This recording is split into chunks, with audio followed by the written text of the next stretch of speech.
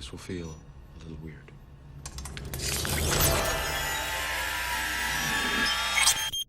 He who does not know what the world is does not know where he is, and he who does not know for what purpose the world exists does not know who he is, nor what the world is.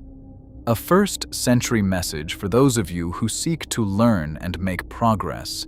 I gently lay this in your laps. I do so without the slightest fear, but that it will turn your world entirely upside down, bringing you health, wealth, success, and happiness, providing you understand and accept. Remember, TNT is a dangerously high explosive, so when you gather it closely, handle it gently. Down through the centuries, its power has destroyed those who sought to misuse it. Therefore, exercise great care that it is used only for good. Do not misuse it. It can be proved by the teachings of the Bible, certain well-established laws of physics, and last but not least, just plain common sense. Read and determine for yourself whether or not the proofs I offer stand by themselves. Some of you may see only the spiritual side, others recognize the scientific truths, and still others may accept it as just a practical operating device to put you on the road to success. No matter, many know the truth, and for you who will open your minds, the light will pour in with dazzling white brilliancy. I'm indebted to an old friend of mine, an expert on X-ray and electrical high-frequency apparatus who, when I was a boy experimenting with electricity, called to my attention the first bit of powerful TNT in my pocket. Then I didn't know what it was and didn't understand, but fortunately it has remained there all through the years. As I look back, I realize why he didn't make me understand what it was. He believed in me and knew that when I was ready to accept it, I would. It's taken nearly 30 years, during which time I sought up and down the highways, looking, seeking, and searching for the secret. Feel in your pocket all of the time. There was some in my pocket, mine for the mere reaching. However, I've got a firm grip on it now, and I will divide it graciously, knowing if used wisely, it will blow away all obstacles and straighten out the road on which you've been wanting to travel all your life. For many years, I was a newspaper man, and frequently I was behind the scenes. I met great men and women, interviewed famous people. Naturally, I studied them and tried to understand what peculiar qualities they possessed that placed them above the others, but their secret evaded me. Then came the war, and I wondered why others made progress. Well, I seemed to be blocked in my own ambitions. The war did teach me, however, that I could sleep in the mud, eat moldy bread, and live to laugh about it. This is part of my TNT, so remember what I learned. It helped me to give old man Fear a solar plexus blow, and I believe it will help you, hoping to find a royal road to fortune. I read hundreds of the so-called success books, and they took me nowhere. I did the same with books on philosophy, psychology, and still the great secret kept just a jump ahead of me. I joined secret fraternal organizations, hoping that I might find that which I sought. However, just like the bit of TNT, in my pocket, the secret was in every book, in the great orders, everywhere, and in fact, right under my very nose. But something kept me from it. You will have to determine for yourself what keeps you from it if you don't get it from T. Nay, it's there. If you don't find it in the printed word, look between the lines, as I've done my best to present it to you. Following the war, I became a member of a coast-wide investment banking organization, and during the years I cherished quite a dream, as did thousands of others in all lines of business. Online to discover that the air castles which I builded were on an unstable foundation, but something which turned the world upside down financially entirely obliterated my air castles, and I became afraid. I got lost in the fog. Everywhere I turned, something fell in on me. Are you afraid? As an executive of the organization, my responsibilities multiplied. Our business, due to the economic changes which were taking place in the world, faced a crisis, and many people failing to understand the catastrophe which had overtaken business everywhere were critical, all of which brought worry and many sleepless nights. I found myself dreading to go to my work, fearing that each day would bring added misery. The weeks went on, and conditions got worse and worse. I was baffled. Several times I talked about getting out of the business, and one day in the latter part of June 1931, I made up my mind to leave.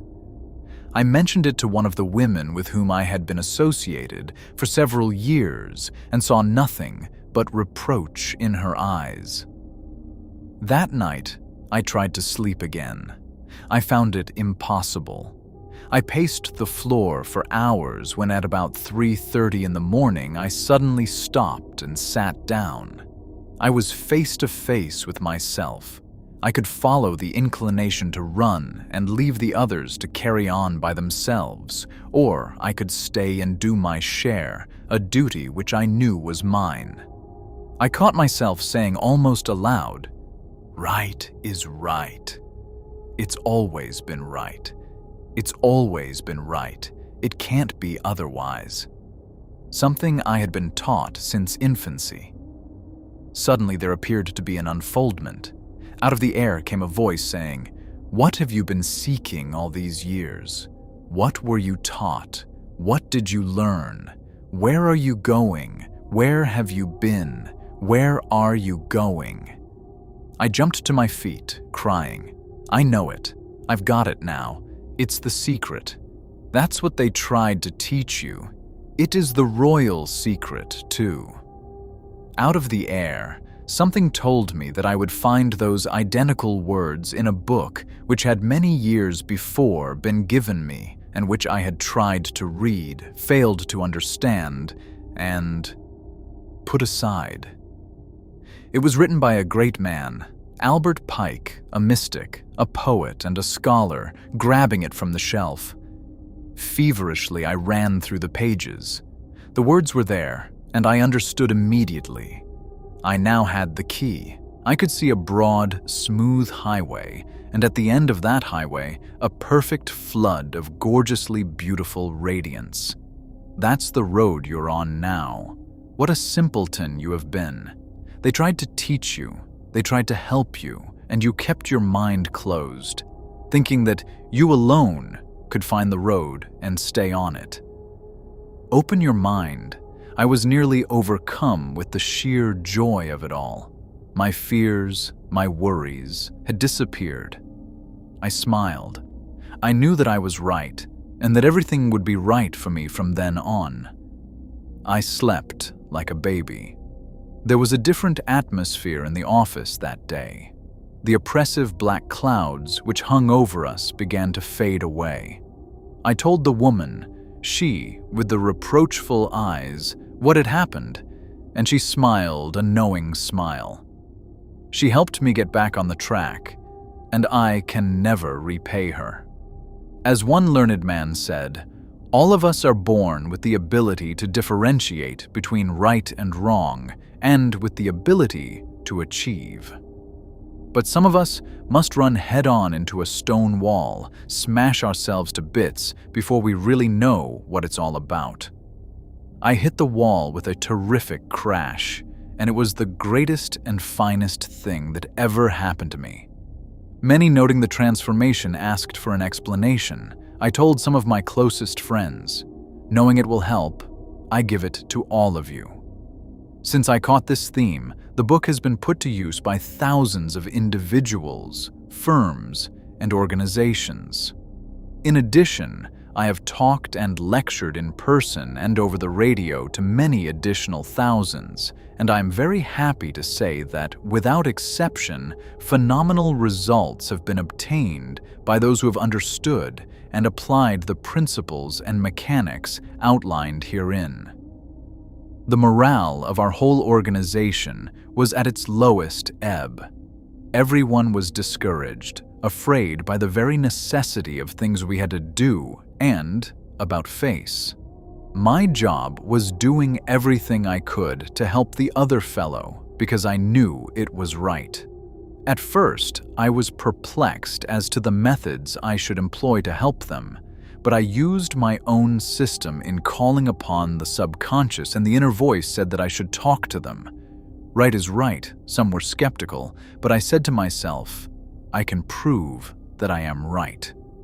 And during the week that followed, I spent every waking hour reviewing the books that I had studied through the years. Naturally, the Bible came first, then followed studies in yogiism, the philosophies of the old Greek and Roman masters, and of the later-day teachers and students. I again deliberated over the meditations of Marcus Aurelius Antoninus, reread Hudson's Lore of Psychic Phenomena, another book, the gist of it, written by a brilliant physician, Hayden Rochester. Again, I studied my books on physics, electricity, and those on the vibrations of light, and discovered that not only was I right, as I knew I would be, but that peculiarly the same general basic principles ran through them all. I reread numerous books on psychology and found the same story everywhere. Subsequently, I quoted excerpts, and lo and behold, things began to move.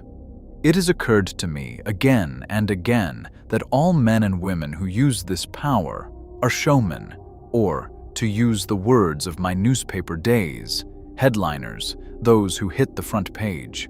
Something causes them to toss away the bushel basket under which they hide their heads, and they arise above the commonplace. Surely you will agree they may have the power to the 9th degree, but if they do not become headliners, they never get a niche in the Hall of Fame. It doesn't follow that they are newspaper publicity seekers, because some of them are very reticent, and by their very reticence are showmen.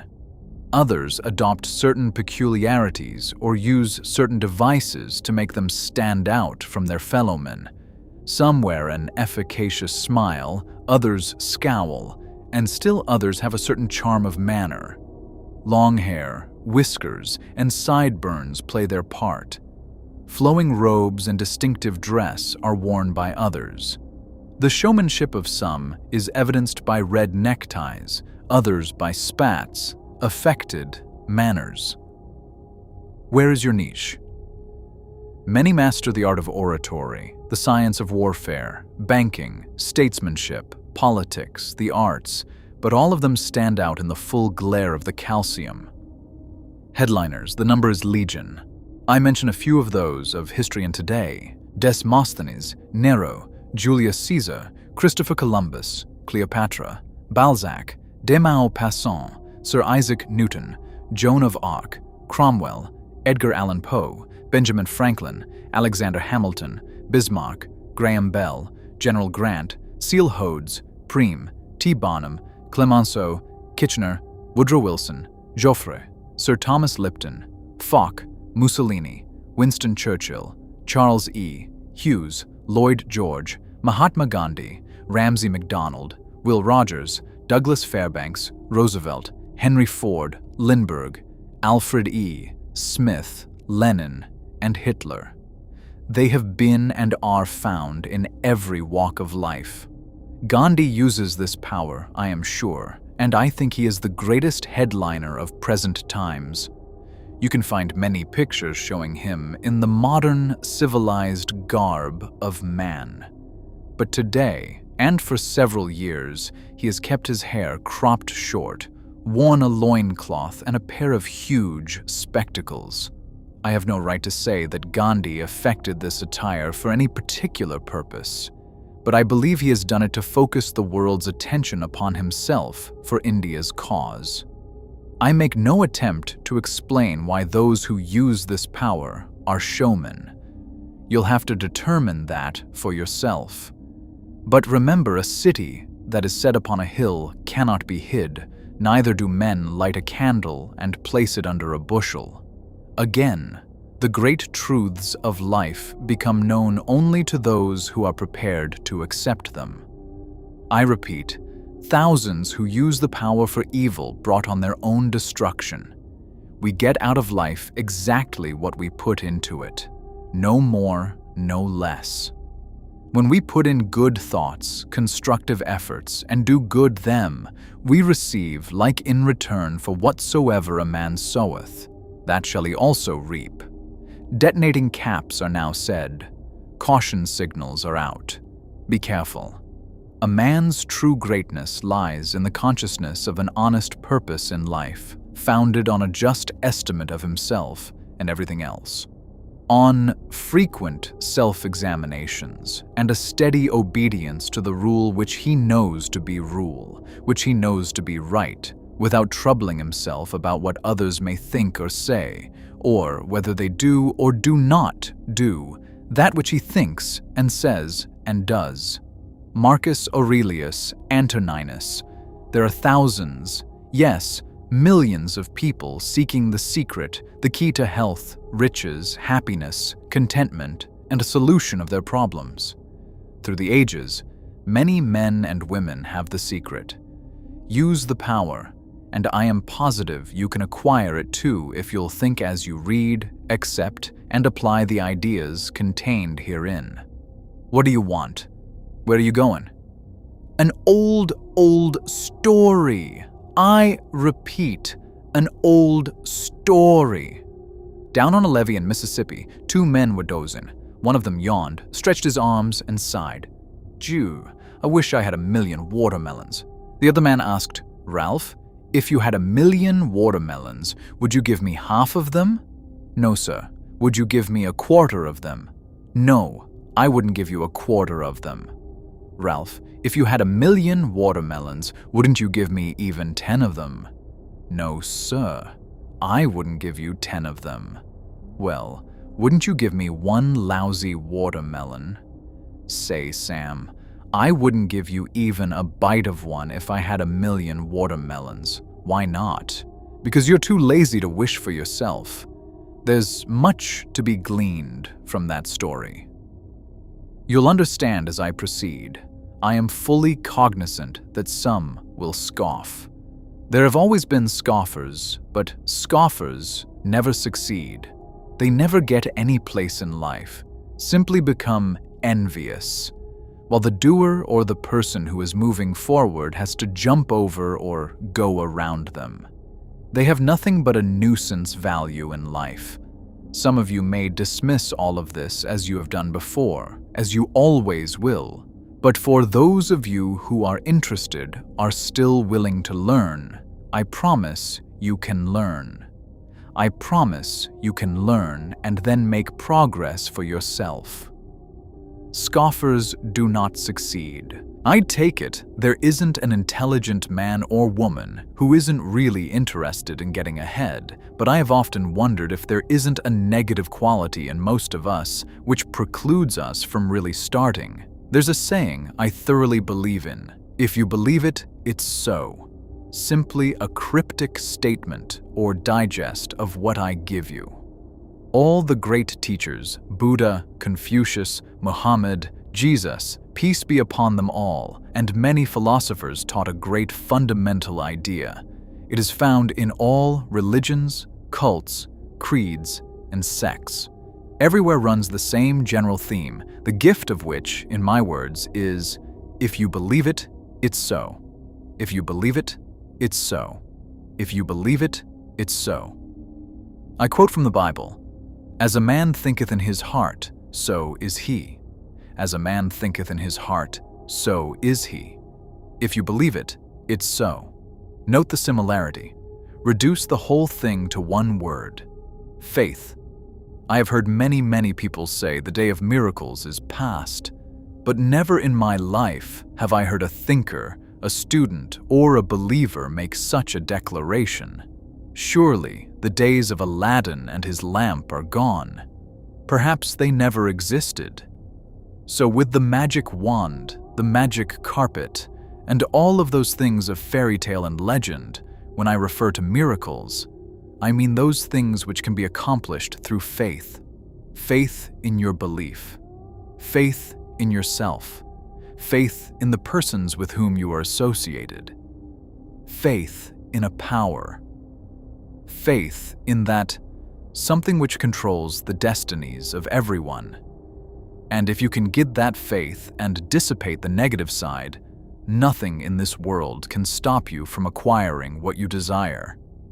Believe in yourself. While this may sound fallacious, you can have anything obtainable if you really want it. All of us are prone to calculate and weigh things, permitting the negative side to creep to the fore, and our thoughts evidence themselves in such remarks as "it can't be done, I'm afraid." What will happen if I do it? People won't understand. It isn't worth the effort. I haven't the time, and similar verbal alibis. If you haven't expressed these thoughts to yourself, then others have to you. And through the power of suggestion, you have accepted them as your own conclusions.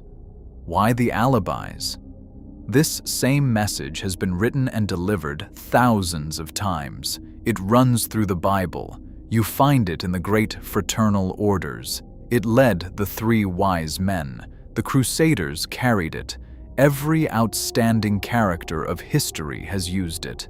Moses, peace be upon him, Alexander the Great, Napoleon, Shakespeare, Washington, Lincoln, Roosevelt, Wilson, Benjamin Franklin, Edison, Dr. Steinmetz, Barnum, and thousands of others had a grasp of that something.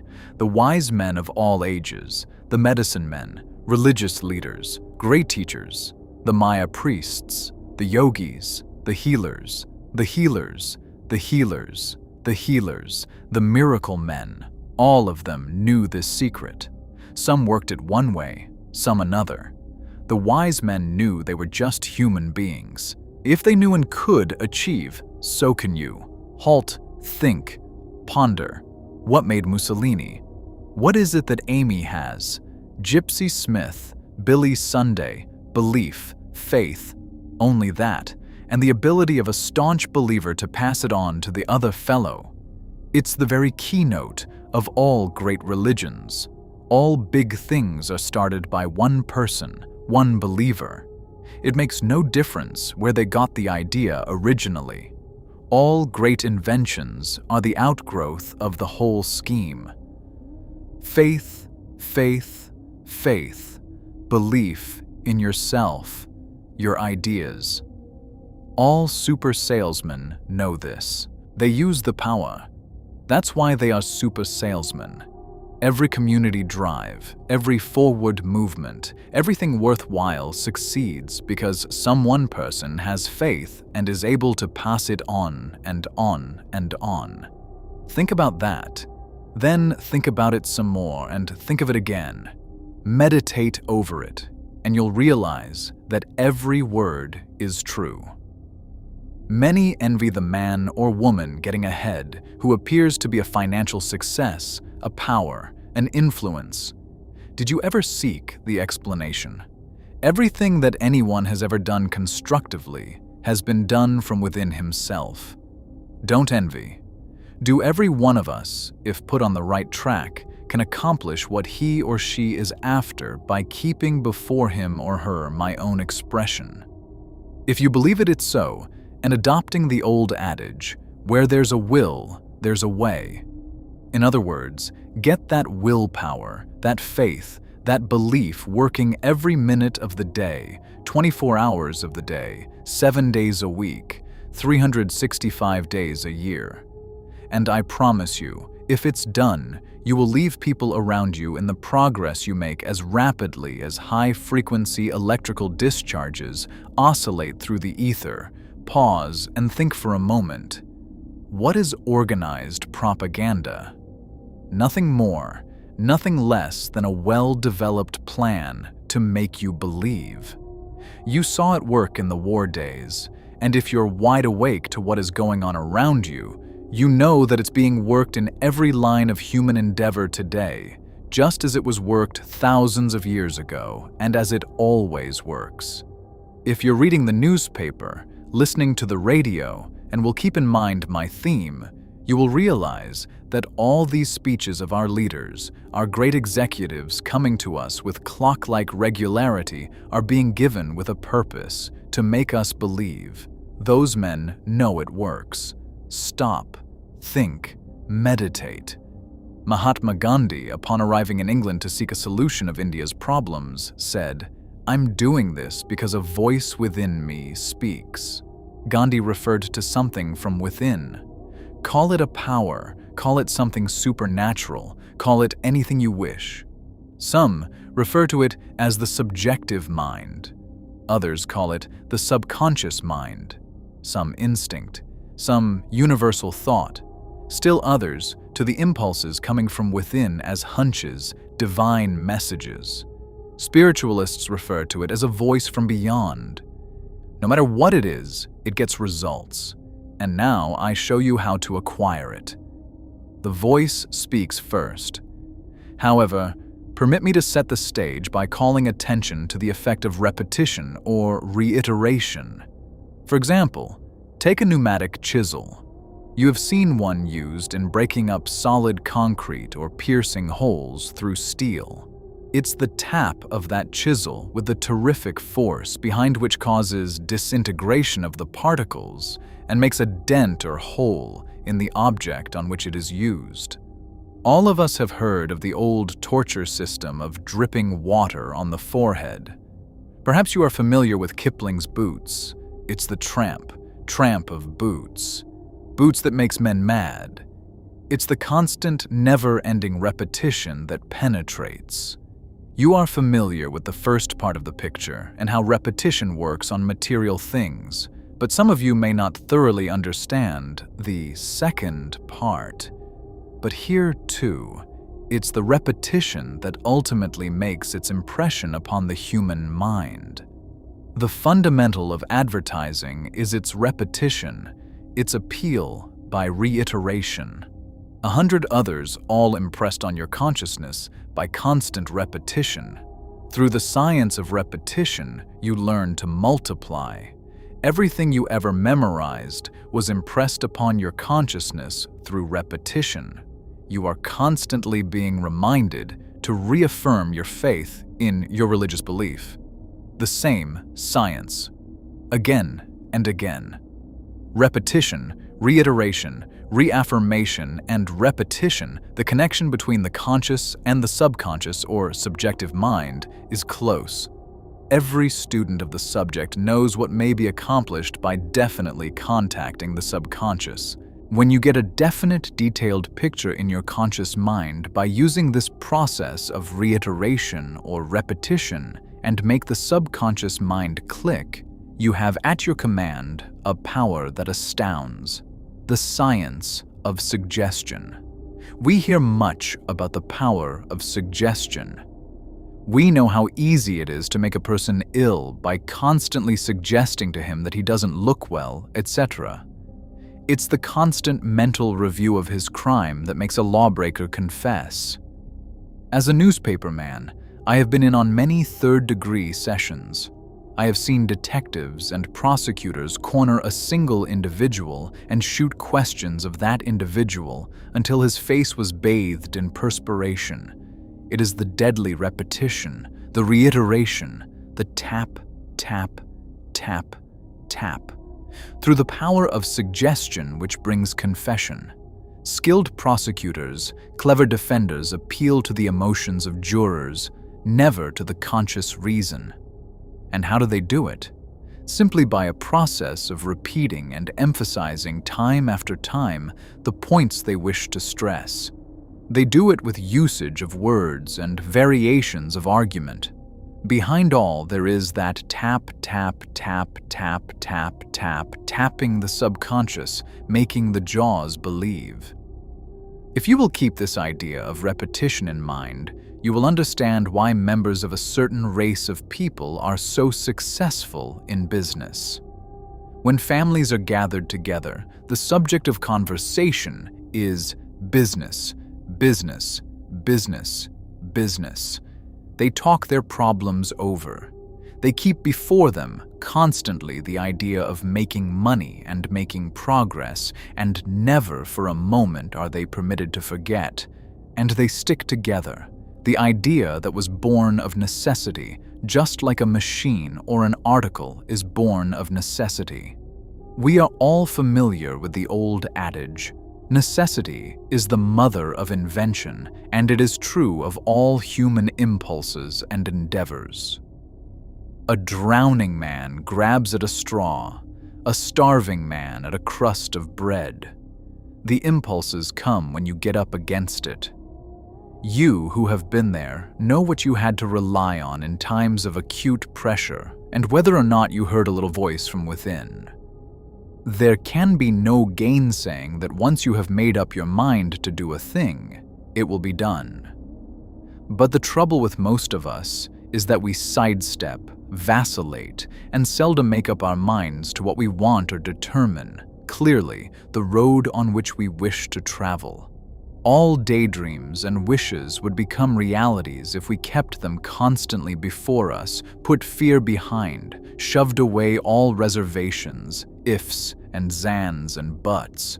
Again, a lot of us think we know what we want when, as a matter of fact, we don't.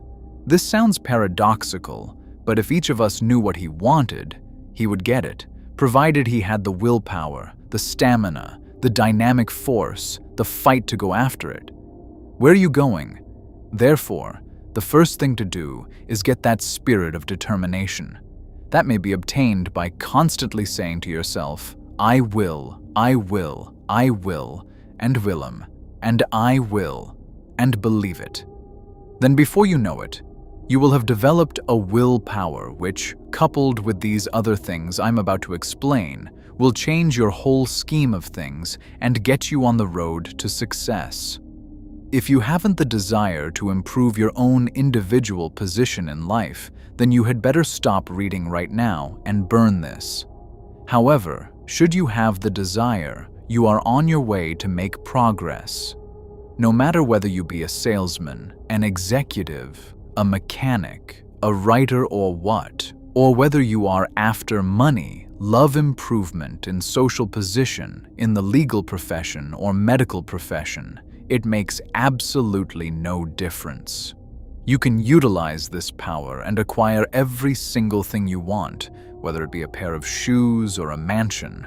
What do you want? Now, if you have the desire, the foundation is laid. Get a perfect detailed picture of the exact thing or things you wish. If it is increased sales, fix the exact amounts. If it's something you want the other fellow to do for you, the love of a woman or the love of a man, a new suit of clothes or new automobile, in thing and everything. No matter what you are after under this system, you can have it, provided the object of desire is morally right and the picture definite and positive. He who knows how to plant shall not have his plant uprooted. He who knows how to hold a thing shall not have it taken away. Lao Tzu, the Chinese mystic, 600 BC. When you have the picture Fermi in mind, begin using the tap-tap system, as I have outlined. It is going to be the repetition, the reiteration of that picture upon the subconscious mind that will cause the little voice from within to speak and point out to you accurately and scientifically how you are to proceed to get what you want. And when it has spoken, swing into action immediately. Then, as you move obstacles will dissolve into thin air. Adopt this tap system. The idea is to keep the picture or pictures before you constantly. As an aid in the visualization of the things you want and to keep them uppermost in your thoughts, write a word picture of them on several small cards. Business card size is convenient. Keep them always in your possession and look at them as frequently as possible. Bearing in mind, the more often you glance at them and visualize the pictures, the firmer become the impressions upon your consciousness. As a suggestion, pin one card above the mirror to be looked at in the morning when you shave. Permit the details of your wishes outlined on the card to increase as you continue to develop the mental pictures. Have another card convenient to look at while you eat your lunch, your dinner. Use the cards again just before you go to sleep. Keep it up. Tap, tap, tap, tap, tap. However, there's no point to writing down your wishes until you have determined that every single detail of what you want is to be photographed permanently in your thoughts, to stay there until they become realities. Use small cards. Remember that repetition of the same thought, the same suggestion, makes the picture positive. When you thoroughly comprehend this, you will understand why thought always correlates with its object. Reflect for a moment. Where did the steamboat, the locomotive, the automobile, the electric light, the sewing machine, the radio, the typewriter, and a million more objects and conveniences come from? All were thoughts or mental pictures in the minds of men before they became realities. Everything on this earth, except that which nature creates or has provided, is the result of sustained thought. Powerful thoughts attract thought, contacting that something brings everything, with nature's exceptions, into manifestation. A single thought not to be followed up, a flash to be dismissed or lost, is like a bobbing cork, aimless and without purpose. However, the same thought, the picture of the thing you want kept constant, always attracts its object, just as a magnet attracts. The larger and more powerful the magnet, the greater its drawing force, and so it is with sustained thought. The more powerful it becomes, the more it attracts. Just as a huge magnifying glass, drawing the sun's rays and kept focused on a certain spot will burn a hole, so will powerful sustained thought, the vivid mental picture directed to or on its object, correlate. However, you must mentally see the picture of your object or ideal as a reality. See every detail of the picture as being in existence, just as you want the object or ideal to actually be. Then, as if by magic, the chain will link itself together. Now, go back and reread this again until it is permanently impressed upon you. As an additional means of concentration, augment the foregoing formula with the use of a mirror. Daily and as frequently as possible, study yourself in the glass. Search deeply into your eyes until you can see the fire of enthusiasm mount and cold, steely determination take the place of doubt and indecision. Get to know yourself thoroughly and keep telling yourself where you are going and what you want. Sooner or later, you will see mentally at least the reflection of your innermost desires in the mirror, and your daydreams will begin to take shape. As you grasp the science behind this theme, you will understand why many powerful characters have used this mirror idea with great effectiveness. Once the pictures are clearly defined, do not for an instant permit them to escape. Hold them with bands of steel. Use your mirror, so use all that is called fortune. Most men gamble with her, and gain all, and lose all, as her wheels roll.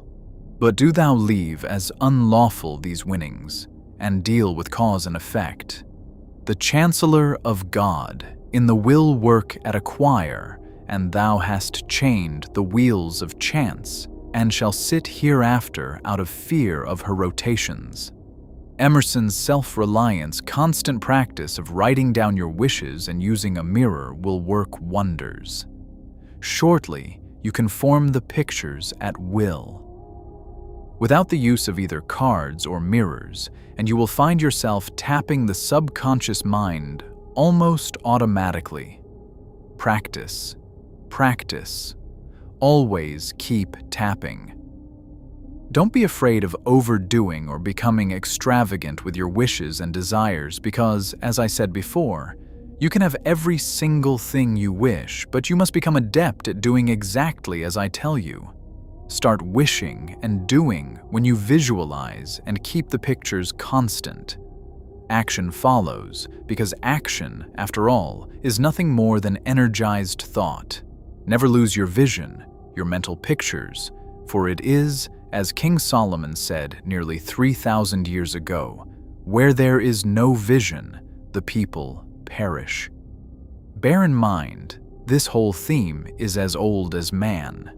The only thing I do is to give you the message and words of today, and outline a simple system of mechanics which may be used by anyone. As we all know, the proof of the pudding is in the eating, and if you have any doubts as to whether or not I am giving you an exact science, try it. The automobile will begin to take shape. You will get the new shoes, and the bricks of the mansion will fall into place as though a magical hand has touched them. I know it, I believe it, and it's so. You know something of the efficacy of prayer. What is prayer but the expression of a heartfelt, earnest, sincere want or desire, the great Master said. What things soever ye desire, when ye pray, believe that ye receive them, and ye shall have them. And it's true. All of us know the effect of our own desires on ourselves and how events are influenced by great desires. Every economic change down through the centuries has been due to the desire of man to benefit himself. However, we must believe, have faith, otherwise our innermost desires, prayers, become simply bursting bubbles. The great Master also said, "If thou canst believe, all things are possible to him that believeth." I have pointed out the way that belief, faith, is engendered and kept constant through repetition, reiteration of the same thought. It's now up to you to do the rest. Keep in mind always, as I said before, you are appealing to the subconscious, that something way down deep in all of us, universal thought, to the powerful force behind, that omnipotent power, a supreme intelligence, or whatever you wish to call it. It is easier to go with the current than fight against it, but you must harmonize with others, with everything around you. No longer let thy breathing only act in concert with the air which surrounds thee, but let thy intelligence also now be in harmony with the intelligence which embraces all things. The words of a great philosopher, the ancients tapped it. It shouldn't be necessary for me to explain that I am suggesting that you put yourself in tune with the very stream of life itself. You who understand will appreciate that nature provides ways and means for all things to grow rightly. Meditate for a moment, and you'll realize I am giving truths which many may have forgotten. There's the great fundamental law of compensation which makes all things right. There's no set rule for doing anything, because some of us perform one way and some another, just as two people go across the river, one goes by one bridge and one another. But they both ultimately get to their destination. In other words, after all is said and done, it's results that count. And if you will make up your mind to exactly what you want and follow the simple rules which are given herein, everything you are after will be yours. I know it, I believe it, and it's so. After you get a grip on the power, do not let the results of its usage surprise you. Miracles will be performed. You will do what previously you thought impossible. As certain as night follows day, results will follow in a most astounding manner.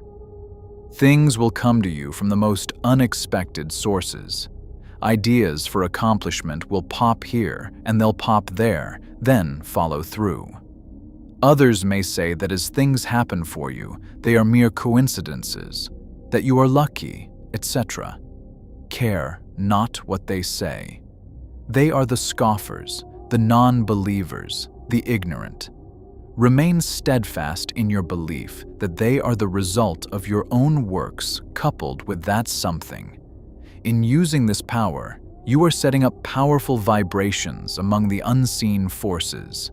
Therefore, it is not well that you should tell anyone, not even your most intimate friends or relatives, of your innermost wishes or desires, your deep-rooted ambitions. Keep them to yourself, for should some person learn what you are after they may, consciously or unconsciously, due to enviousness or something else, set up counter-vibrations, place obstacles in your way, and otherwise attempt to hinder you. Should barriers accidentally fall or be placed in your path, climb over or go around them. Go whistling blithely by. Tell no one now. Remember, it is entirely up to you as to the kind of pictures you create and hold constant and subsequently bring into realities. Analyze this. You are today exactly where your thoughts have brought you, and you will be tomorrow where your thoughts take you. You are the absolute boss. Therefore, bear in mind always, the only limit is the limit you fix for yourself, and remember, you start with your thoughts. It may take longer to get some of the things you are after than others. But never get discouraged. Rome was not built in a day. Just maintain your faith, your belief, and keep tapping away. Many things will be added unto you and your dreams. The positive pictures will come true. Remember, nothing can stop you but yourself. I know it, I believe it, and it's so. I also am one of those who believes that all things are relative. To my way of thinking, if a man can earn $1, he can as easily earn 10. If he has 2 suits of clothes, he can have 10. The only difference is the amount of energy he is willing to expend, and this goes for acquiring $100 to $1,000, and from then on, it is a matter of only adding ciphers. There is no limit as to what a person may do or secure, provided he makes up his mind and steadfastly and determinedly moves towards his goal. Look within. Within is the fountain of good, and it will ever bubble up if thou wilt ever dig. An ancient saying, as I said, under detonating caps, be careful how you use the power which is to be yours. It will act as a boomerang and destroy you and everything you hold dear if you use it for evil. Therefore, only use it for doing you and others the most good and bringing happiness for yourself and those around you. Do not talk or boast about what you may have done for others or of your good deeds. They will speak for themselves. Just continue to give thanks for the fact that you are on your way. That's enough. Use it only for good. What is personality? What is it when you get in the presence of another person who has personality that grips you?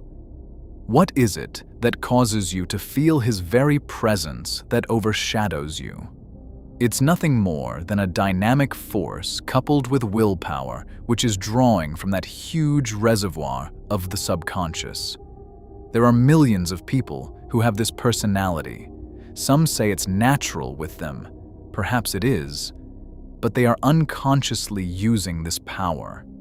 In other words, it's sort of been thrust upon them. And when that thing called personality is backed up with willpower, things move. Have you got it? To my way of thinking, selling bonds, books, clothes, insurance, electric service, washing machines is no different than selling any other commodity, selling yourself or selling ideas. I have found that trying to put over an idea, firstly, I have had to believe in the idea, dream it, eat with it, eat with it. I had to have it with me every minute of the day until it became part of me. The old idea of repetition again, and I know it works in selling commodities. You have got to know what you are talking about, and only hard, personal, persistent, intelligent study will enable you to do this. One more thing, and that is, keep informed as to what is going on in the world about you. You never know what a prospect may be interested in, and it's sometimes necessary to get his attention or your break entirely through irrelevant subjects. That's why I repeat, read the newspapers, current periodicals, and read them thoroughly. I don't mean read every detail of some murder or suicide, but get a digest of the day's news. Awaken. Know what is going on about you. Get understanding. Keep step with the world's affairs. The better informed a person, the better he is equipped to get what he wants. Don't forget that knowledge is power. All of you should know that by this time, he who knows others is clever, but he who knows himself is enlightened. From the sayings of a wise Oriental increase, your knowledge and the scope of your activities will be enlarged, and the desire for greater things, larger things, will come automatically, and as they do, the things which you previously thought you wanted will become to your mind trivial, and will become to your mind trivial and will be disregarded, which is another way of saying that you ultimately will hitch your wagon to a star, and when you do, you'll move with lightning. Like speed, study, learn, and work. Develop a keenness of observation. Step on the gas. Become alive for yourself, and you'll pass it on to the other fellow. Get confidence, enthusiasm, and you'll set up like vibrations all around you. And that's the theory of all life, as old as the world itself. Like begets like. A laugh brings a laugh. A good deed calls for a good deed. Riches beget riches, love, and so on. The old law of attraction stated in Ampere's theory of electrical magnetism is parallel currents in the same direction attract one another, and when you are out of tune and antagonistic, you put others out of tune and make them antagonistic, because parallel currents in opposite directions repel one another. However, don't get the thought that I have given you an oversized wishbone, which will enable you to sit down and, by talking to yourself through the idea of repetition, get what you want, because it will never work. You have got to have the wishbone backed up with a backbone, and that isn't all. The wishbone and the backbone must be coordinated and synchronized to a point where they are running in perfect harmony, and when they are in tune, you will find personality developing. Then put action, energy into your scheme, and everything will move before you. Wishbones need backbones. I take it that all of us have admired that intense type of person.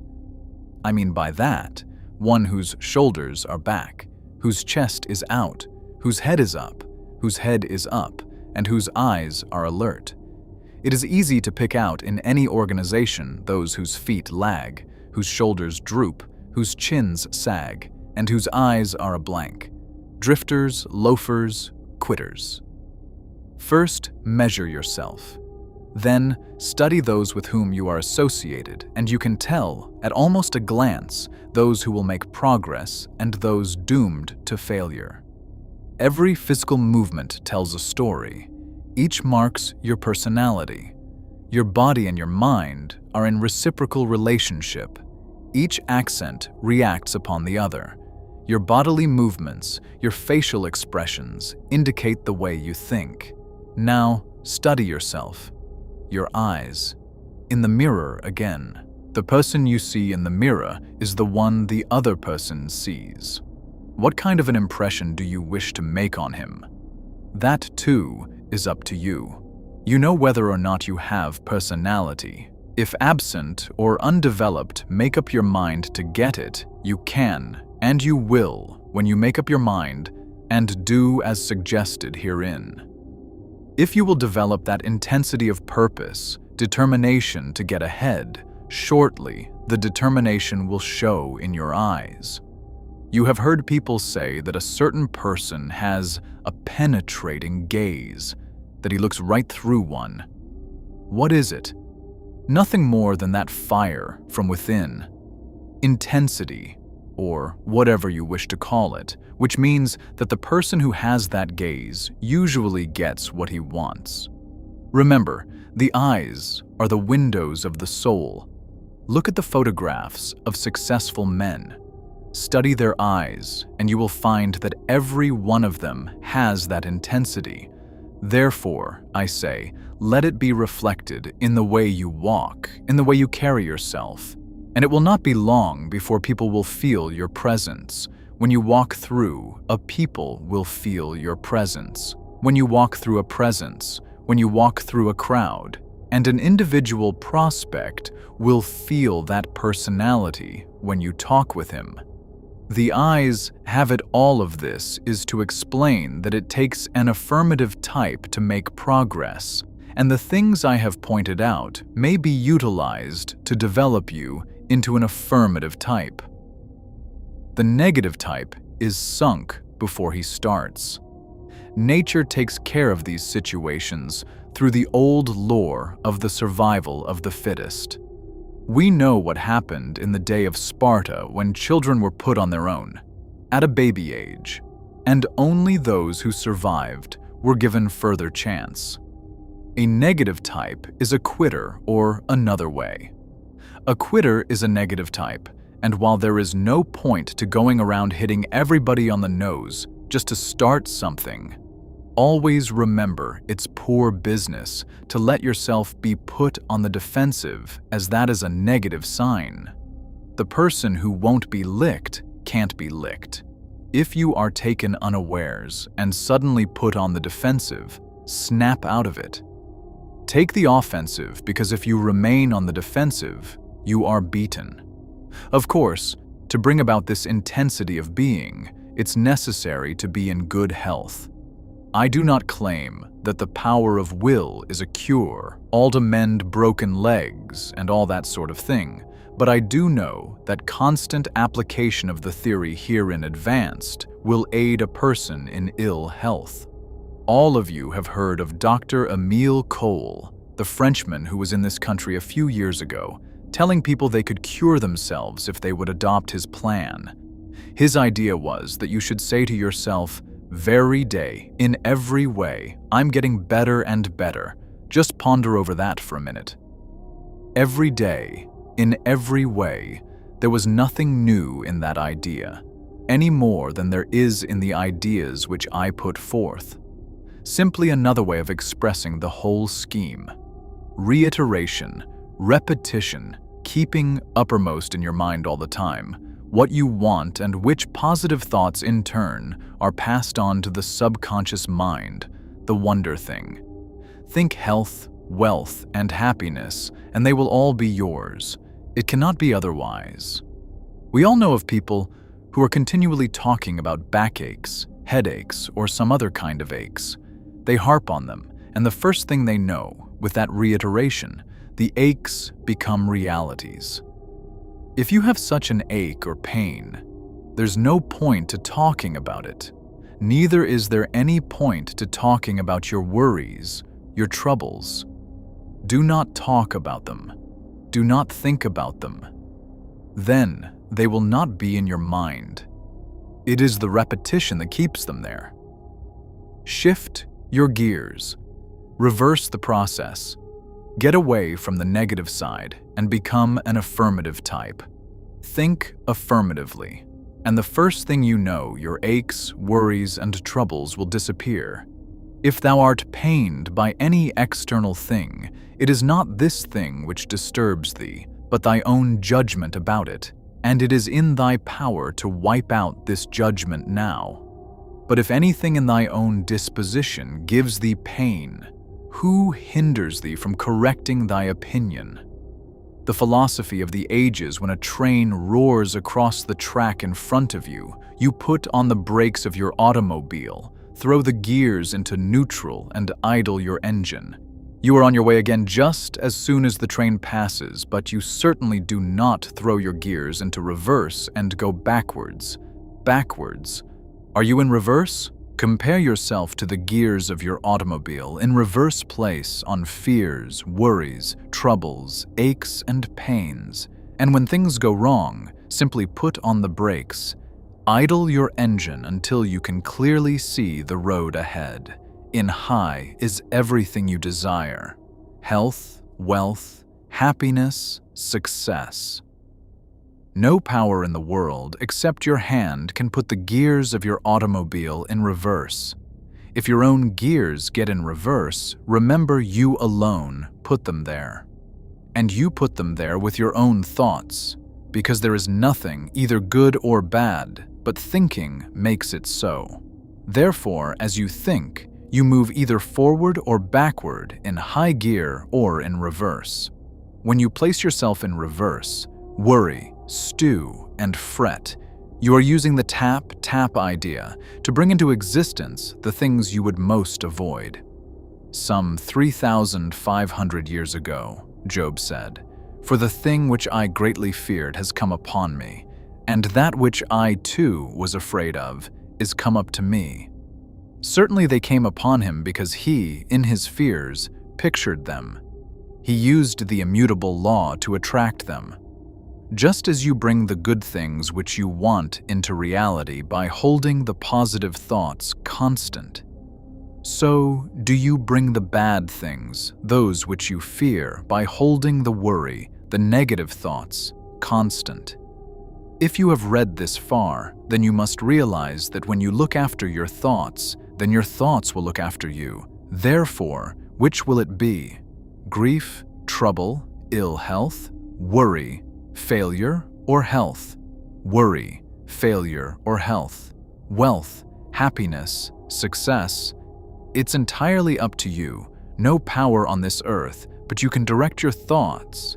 And the way you use your will to keep your thoughts positive is a matter solely under your control. Therefore, lose no time in erecting a steel wall on the right side of the reverse gear. Close the door of yesterday. Keep it closed, always.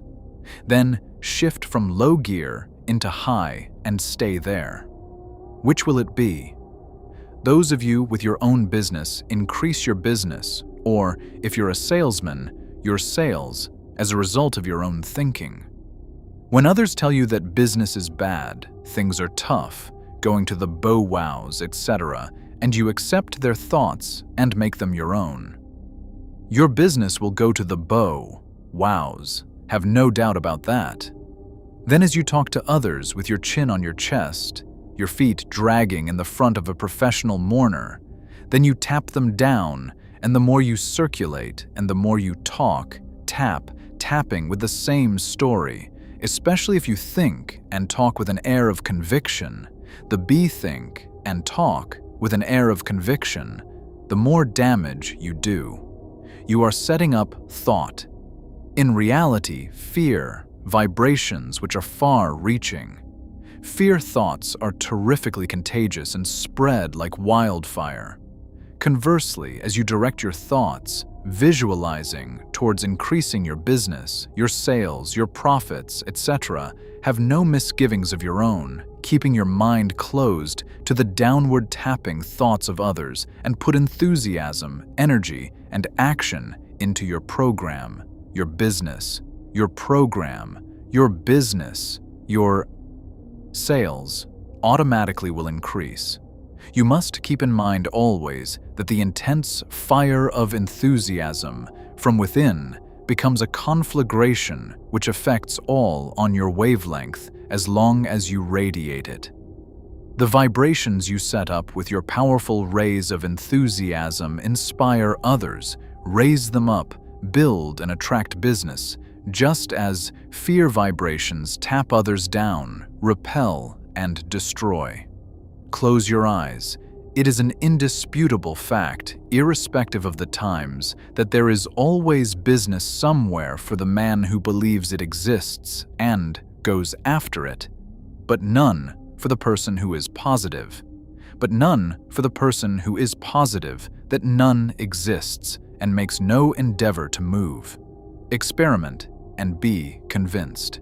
Any downward or upward trend in our worldwide economic scheme is due entirely to the way we think.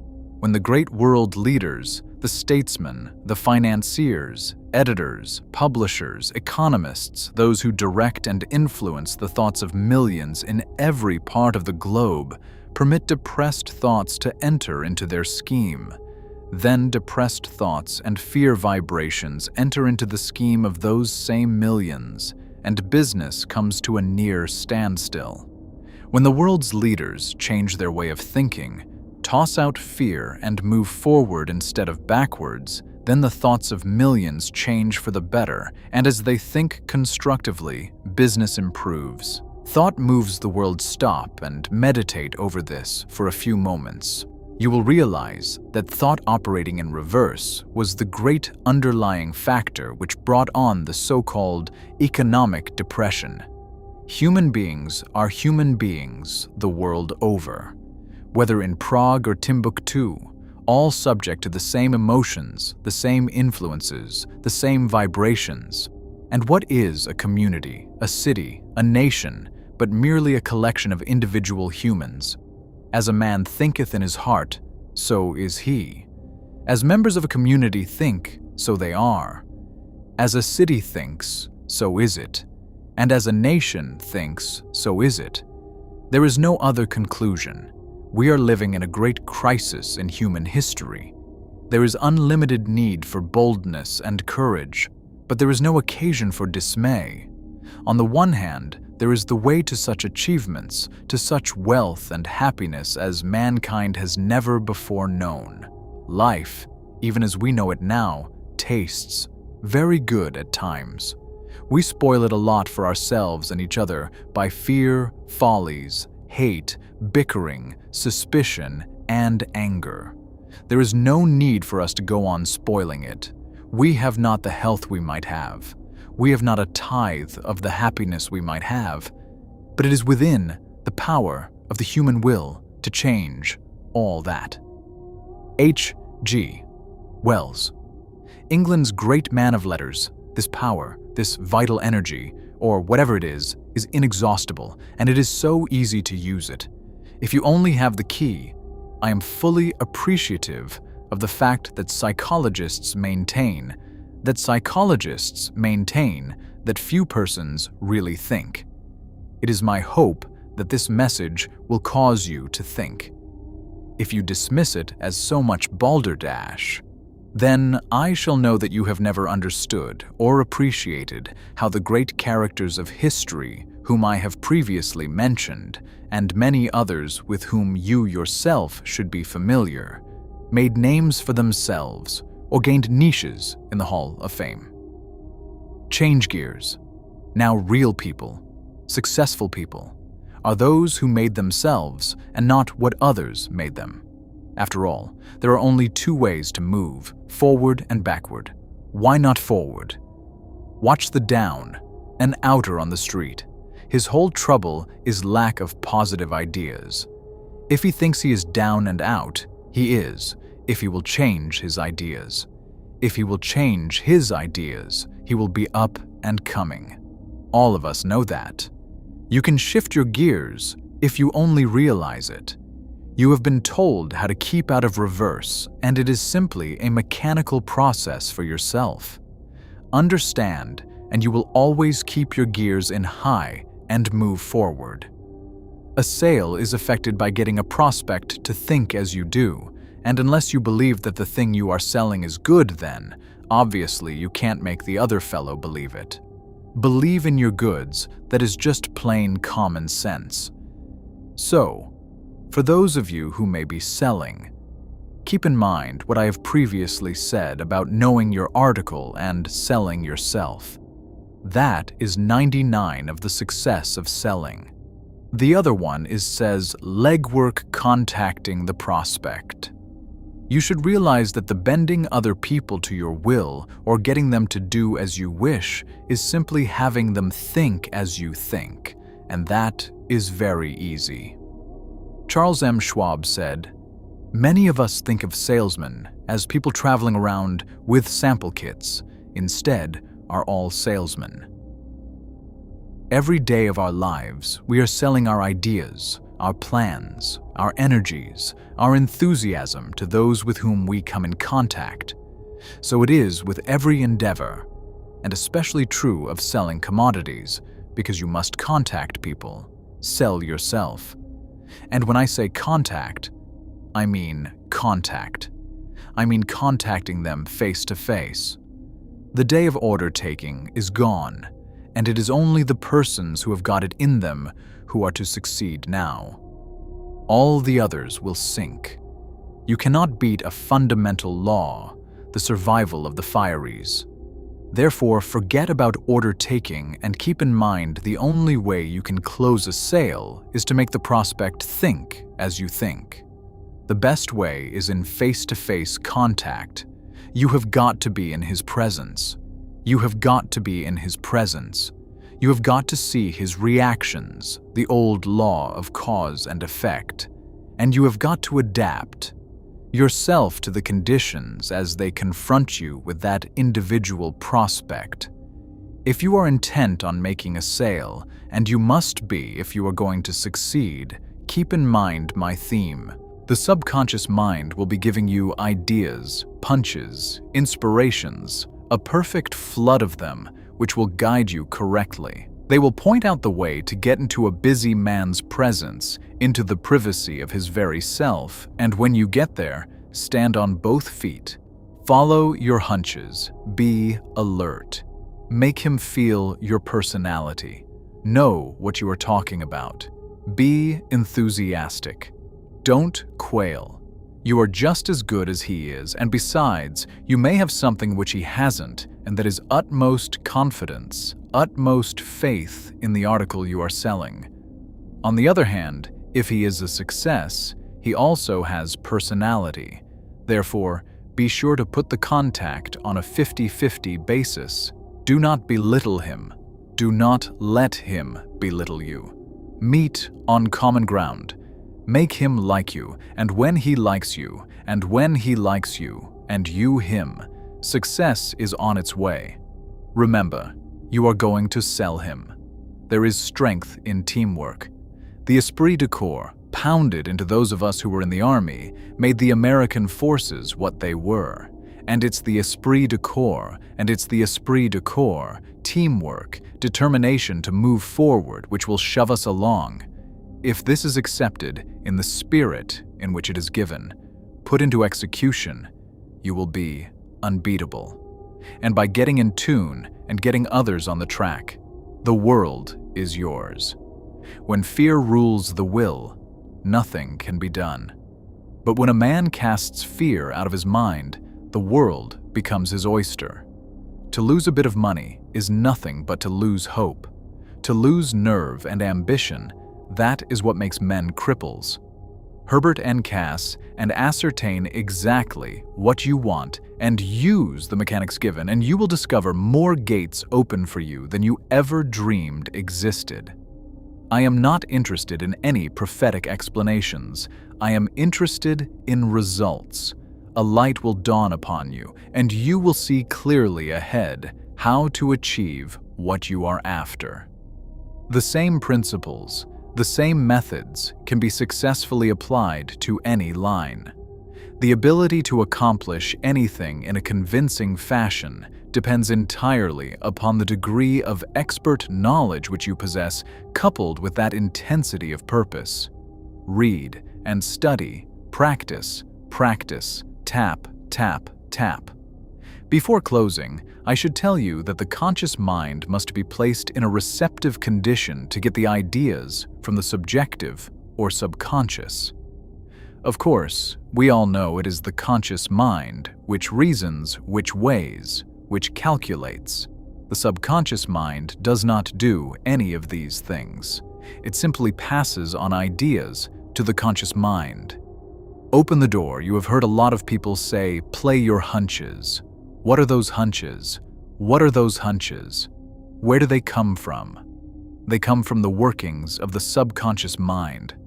Psychologists tell us, you will soon understand the reason that to put the human mind in a receptive condition, you must relax.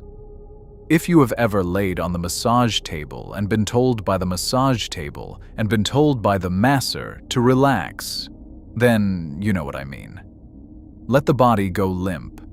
If you have trouble at first, try it with your arm, both arms, both legs until the whole body is relaxed, then the mind automatically will relax. When that is accomplished, concentrate on what you want, then hunches come. Grab them, execute them as the little voice tells you. Do not reason or argue, but do as you are told and do it immediately. Relax and tap. You will understand what psychologists, mystics, and students mean. When they tell you to stop, relax, think of nothing when you wish to draw on the subconscious and have the little inner voice speak. As you further progress, you will also begin to realize what the seers of the East had in mind when they said, "Become at ease, meditate, go into the great silence, continue to meditate, and your problems will fade into nothingness.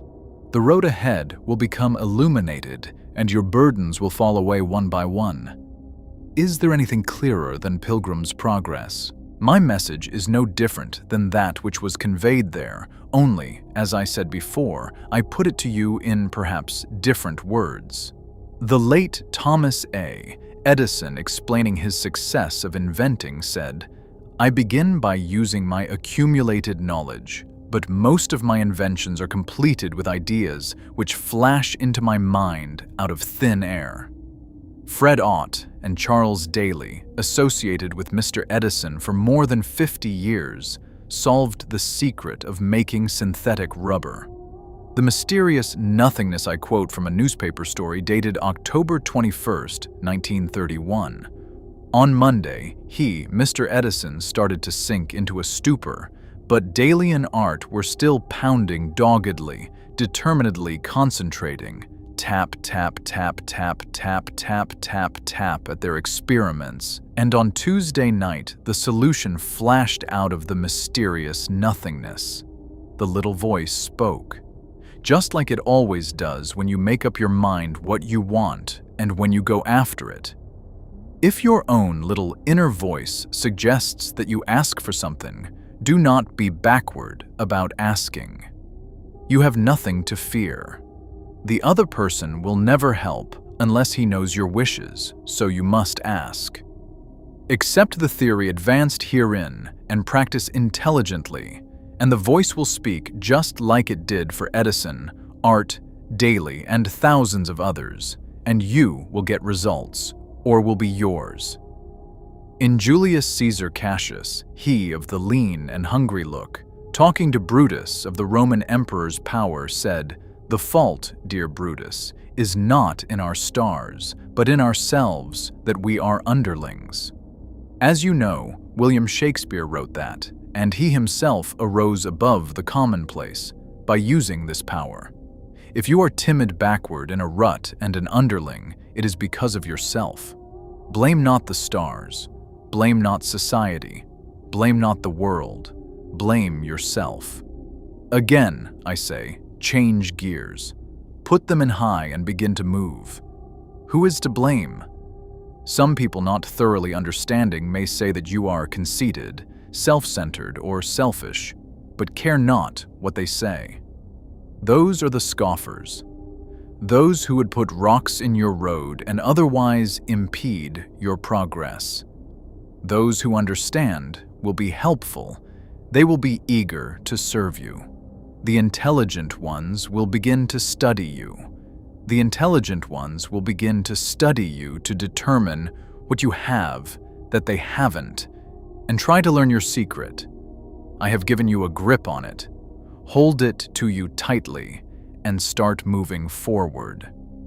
George Jean Nathan, one of America's foremost critics in a compilation of living philosophies, declares he has never known a man who succeeded in life in a material way who did not think of himself first, last, and all the time. Naturally, I don't know just how Nathan meant that, but I'm sure he did not mean that a successful man is selfish, to the point where he isn't helpful to others. Because if you follow the theme as I have outlined it and get on the road to success, you will not be led to act ruthlessly. Service pays dividends, as a matter of fact. The exact opposite is true, because you will find that you will wish to do charitable things, good things for other people, performing services involving the throwing out of crumbs, as it were, and your willingness to do something nicely for the other man, which will bring about a willingness on his part to do something for you. There is nothing selfish about this. It's just a matter of cause and effect. Remember the laws of attraction. Like always attracts, like, when you perform a service, you will be paid huge dividends. There is no mystery about it. It's just so. I am the master of my fate. I am the captain of my soul. As a man thinketh in his heart, so is he. I know it, I believe it, and it's so. This little book will do everything for you that is claimed, but you must reread it until every sentence, every word is thoroughly understood, and then you must apply the principles and mechanics with your whole heart and soul. Make them a part of your daily life, and when you put into practice the ideas offered, you will find that they will work just as they've always worked and always will. If you are in deadly earnest with yourself, you will find the whole scheme very simple.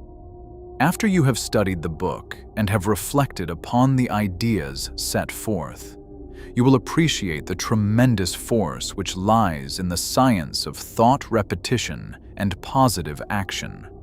You can, by repetition of the same thought, tap yourself upward or downward, dependent on whether you have depressed or constructive thoughts. And as you build yourself powerfully, you will find that you can influence others by your thoughts. Therefore, let me again admonish you to exercise great care that you do not misuse your power. Keep your mind filled with good, constructive thoughts, and then act with all the energy you possess as the ideas come to you. Remember, every thought kept ever constant leads to action, and results follow. So keep this book and read it again, over and over. Study it and reread and study it as frequently as possible. In the beginning, all things were good. Man himself made them bad. You do evil, and evil will be done unto you. When you do good, you will receive good in return. You can be what you wish and have everything you want, provided you are willing to pay the price in time, thought, effort, and energy. You now have the key to receiving all that you desire. Best of luck to you and your future endeavors.